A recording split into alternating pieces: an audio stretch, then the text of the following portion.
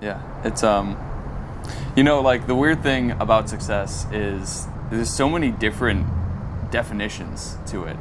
It's super dependent on like person and what they want to view as successful. Some people, it's just like a simple pat on the back at work, like, hey, good job, sport, or like graduating high school can be a really big thing for some other people. And then with others, they can't wait to get stuck in a cubicle for 8 hours a day, sit behind a desk 52 weeks out of the year. And then other people, they want the biggest and the best, like the car, the house, picket fence, all of that.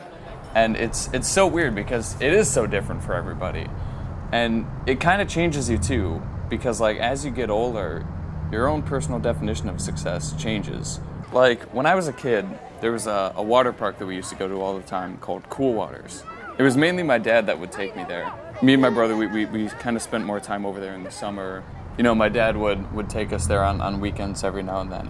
It was a huge thing for us. It was a super big deal. We'd get really excited. We knew what we were doing. And like the entire drive, we'd just be super high energy. And we'd get there and like, honestly, the place is a dump. It's a dump.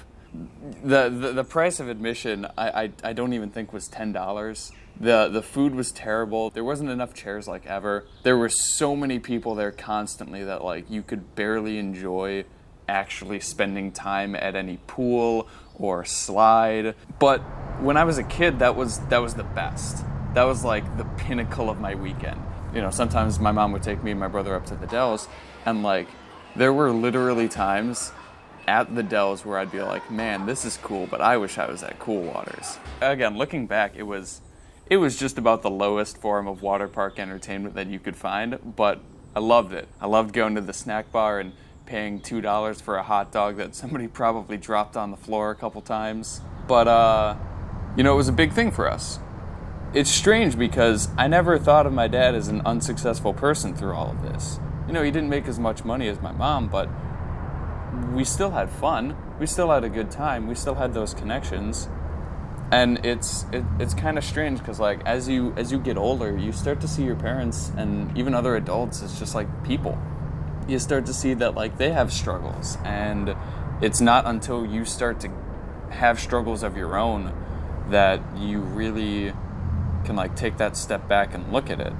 That it's when the real world hits you that you start to figure out what you want in terms of being successful.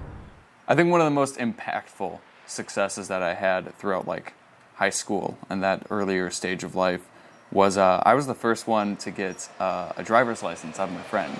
I was also the first one to get a car, and it was a garbage car, but I loved it. I still love it. I still think back to that car and I'm like, damn, that was a good car.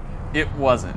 But it was important to me because it was a thing that like set me apart from other people that I knew. So, I don't know. Success is like a really vague, almost arbitrary term.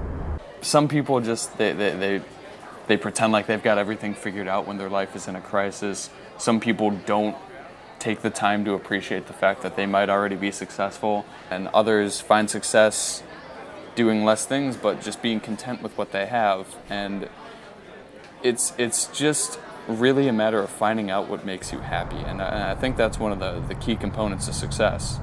And I think that pretty much no matter what route you take, as long as it's your happiness and your work that is paying you dividends, then if you can do that, then that's the key to a happy and successful life.